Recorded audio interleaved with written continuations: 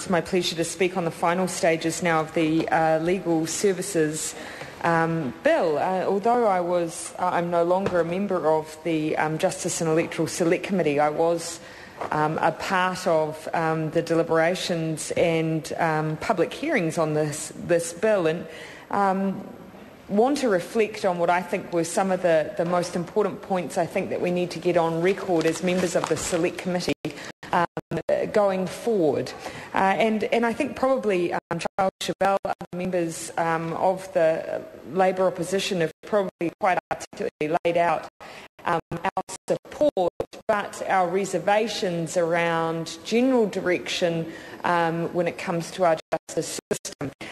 2 points I want to make around the Legal Services Bill. The two most important principles for me in considering this bill were confidence in our criminal justice system and the issue of accessibility. And those really, for me, are the most important elements of the legal services structure within New Zealand, particularly access to justice, which would be prohibited for monetary reasons for many people if it wasn't for our legal services generally in New Zealand. So that was prime of mind for me in considering this bill.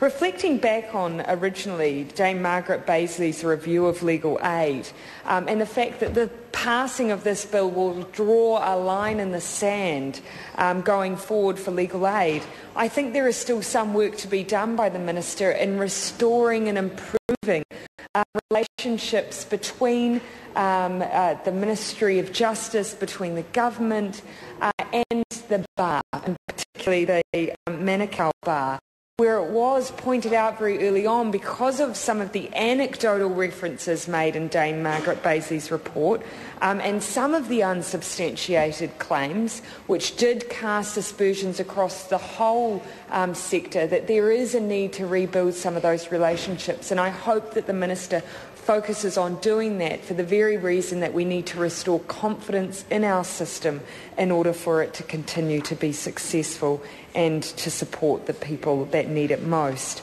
Moving on to the more substantial parts of the bill, I want to touch on the most important changes.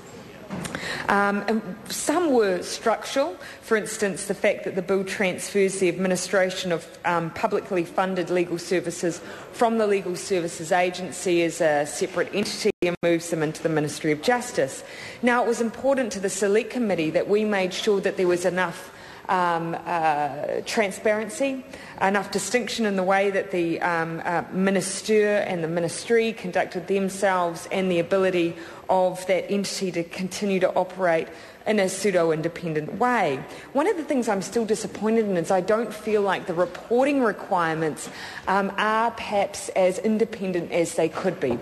For instance, almost all of the reporting comes through the Secretary of Justice to the Minister of Justice. I would have liked to have seen the new Legal Services entity and the Legal Aid Commissioner having the ability to report directly to Parliament at their discretion, without necessarily being directed on what it was that the Minister or the Secretary of Justice wished them to report on. That was something we debated at Select Committee, but in the end fell down on the side of perhaps a slightly more conservative line of reporting. The second really important area is the quality assurance framework that's being put in place, which will include a new accreditation system for legal aid lawyers. And for me, again, this is incredibly important to restore confidence in legal aid lawyers, not all of which should live under the cloud of being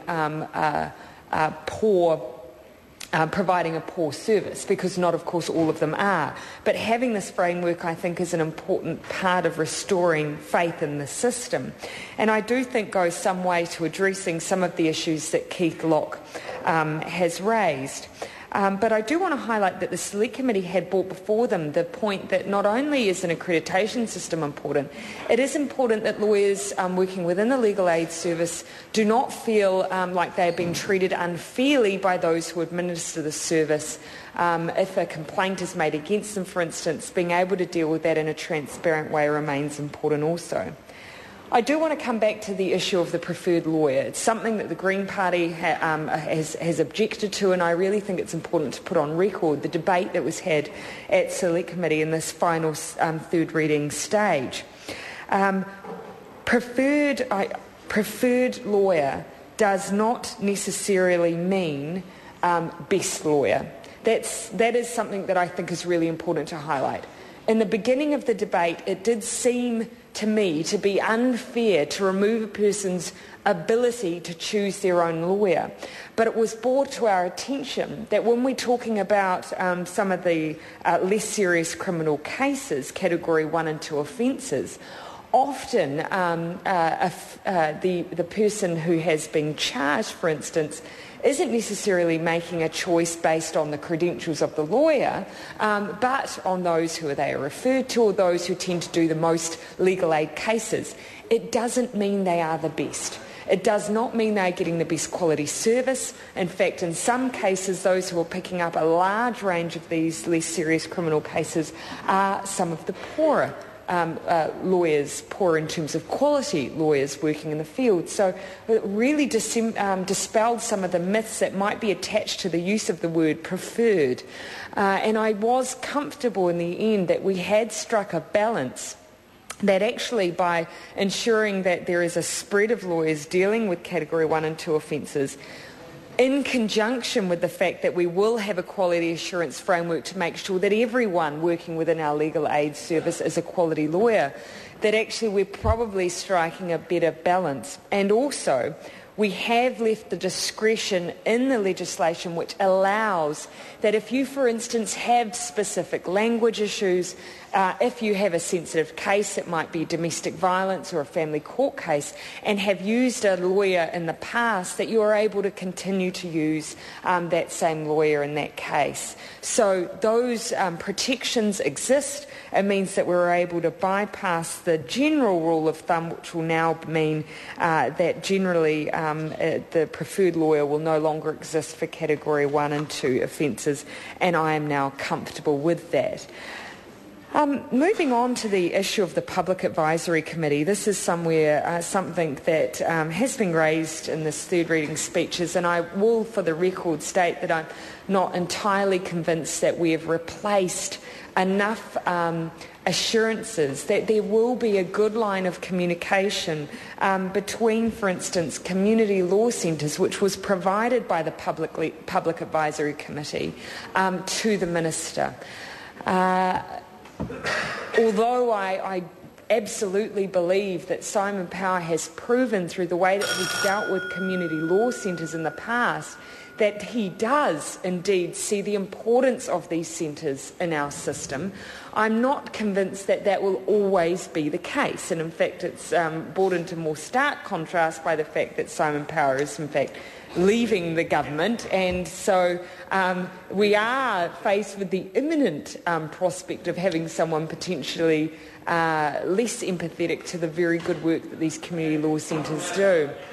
But you know, that is something that I wish to highlight, that we need to keep an eye on the lines of communication between the community law centres and ministers. Finally, the issue of public education. I'm glad that we've managed to clarify that that isn't something that's being omitted from this bill. It's just being set out differently across two clauses, and particularly important for groups like Youth Law, who play an incredibly important education and advocacy role, and through this legislation will continue to do that.